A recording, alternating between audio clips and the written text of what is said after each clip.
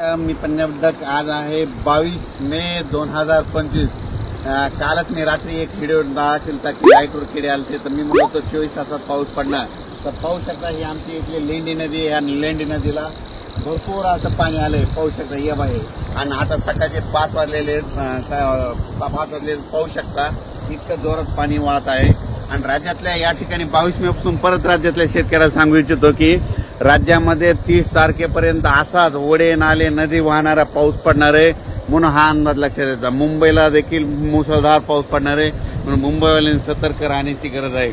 राज्यातल्या सर्व शेतकऱ्याला सांगू इच्छितो की राज्यामध्ये पूर्व विदर्भ, पश्चिम विदर्भ, दक्षिण महाराष्ट्र, उत्तर महाराष्ट्र, कोकण पट्टी, खानदेश, मराठवाडा 22 मे पासून ते 30 मे पर्यंत असा नदी ओढे नदी नाले वाहतील असा पाऊस पडणार आहे, म्हणून हा अंदाज लक्षात येतो। माझी सर्व शेतकऱ्याला विनंती की विजा कडकडत असताना झाडाखाली थांबू नका।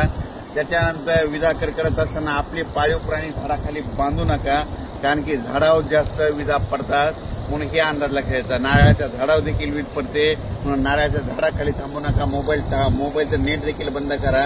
काल देखील 2-3 ठिकाणी मोटरसायकल चालत असताना मोटरसायकल विजा पडलेले 2-3 व्यक्ती महाराष्ट्रात दगावल्यात, म्हणून हे देखील लक्षात येतं। आणि राज्यात सांगायचं झालं तर म्हणजे हा पाऊस 30 तारखेपर्यंत दररोज 2-2 दिवस वेगवेगळ्या भागात पडणार आहे आणि जमिनीमध्ये चांगली 1 फूट वर जाणार आहे, म्हणून हा अंदाज लक्षात येतं। मग सांगायचं झालं तर हा पाऊस सांगायचं झालं तर सर्वात जास्त मुंबईला पडणार आहे, नाशिककडे पडणार आहे, त्याच्यानंतर कोकणात पडणार आहे, कोल्हापूर, सातारा, पुणे खूप पडणार आहे, म्हणजे नगर जिल्ह्यात देखील खूप पडणार आहे।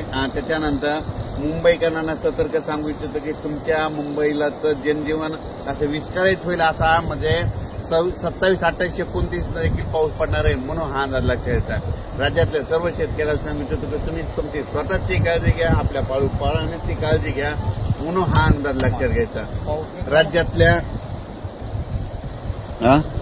कालच मी एक व्हिडिओ टाकला होता की मी म्हणलो होतो लाईटवर किडे आल्याच्या नंतर बघा 72 तासात पाऊस येतो का नाही, म्हणजे काल 21 मेला टाकलं, हे बघा 22 मे तर हे असा निसर्ग संदेश देते। आणि आणखीन एक सगळ्यात महत्वाचं सांगतो की 15 मे ते 30 मे दरम्यान ज्या गावात जास्त पाऊस पडला त्या गावात पावसाळ्यात जास्त पाऊस पडतो आणि त्या गावाला झुकत माप राहतं, म्हणून हे सगळ्यांनी लक्ष घ्यायचं। हे कोणताच तज्ज्ञ तुम्हाला सांगणार नाही। जर तुम्हाला एक सांगू इच्छितो की आमचं धामणगाव आहे, म्हणजे आमच्या धामणगावला 15 मे ते 30 मे दरम्यान आता असा पाऊस पडला आणि इकडे सेलूला नाही पडला तर येणाऱ्या पावसाळ्यात आमच्या गावाला दररोज पाऊस पडणार, पण सेलूवाल्याला सोडून देणार, म्हणून हे प्रत्येकाने ही गोष्ट लक्षात घ्यायची।